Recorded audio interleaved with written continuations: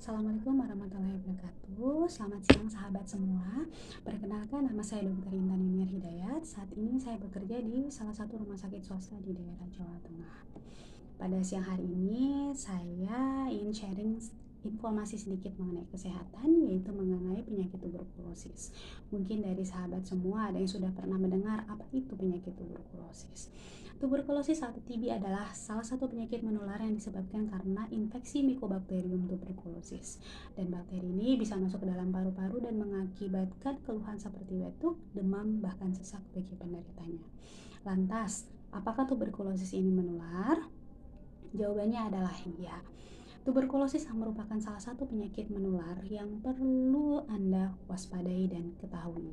Menurut data dari WHO, pada tahun 2020, ada sebanyak 1,5 juta orang meninggal akibat penyakit tuberkulosis.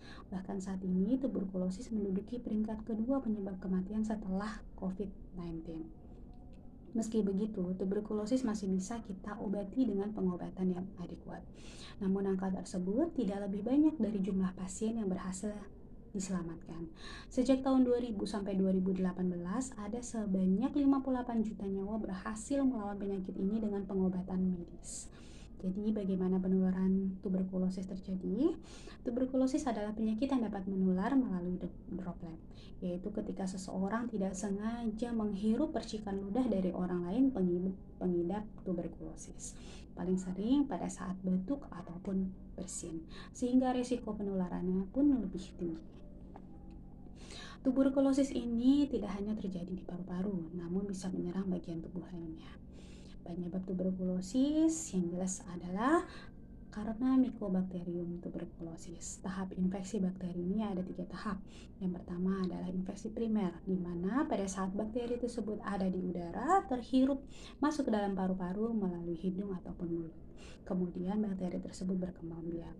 Tahap kedua adalah tahap infeksi laten, di mana bakteri tersebut masuk ke dalam paru-paru, namun daya tahan tubuh kita dapat melawan infeksi tersebut sehingga bakteri tersebut bersifat dorman atau tertidur, sehingga orang tersebut tidak terinfeksi atau tidak menimbulkan gejala. Namun infeksi yang ketiga itu infeksi aktif, di mana daya tahan tubuh kita tidak dapat melawan infeksi yang masuk ke dalam paru-paru, sehingga menimbulkan sakit atau menimbulkan gejala bagi penderitanya.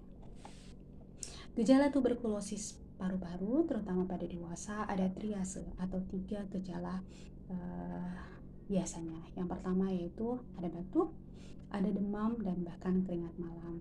Namun gejala ini tidak sama seperti pada anak-anak. Pada anak-anak lebih ke arah berat badan, di mana berat badan tersebut pada anak biasanya tidak naik atau dia stagnan bahkan justru menurun. Selain dia menimbulkan gejala seperti batuk. Diagnosa tuberkulosis paru pada anak ataupun dewasa yaitu pertama dari anamnesa, pemeriksaan fisik, pemeriksaan penunjang, kemudian tegaklah diagnosa, selanjutnya kita akan menterapi. Untuk pemeriksaan penunjang dapat kita lakukan antara lain adalah cek sputum atau cek dahak.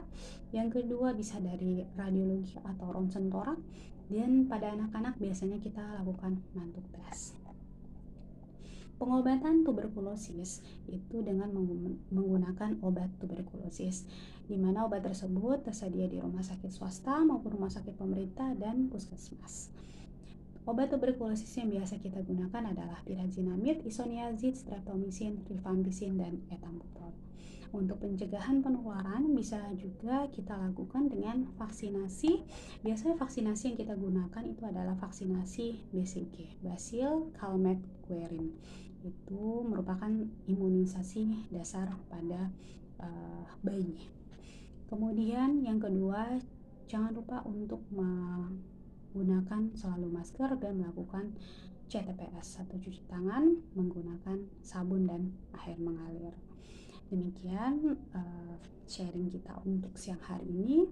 Terima kasih, salam sehat semua.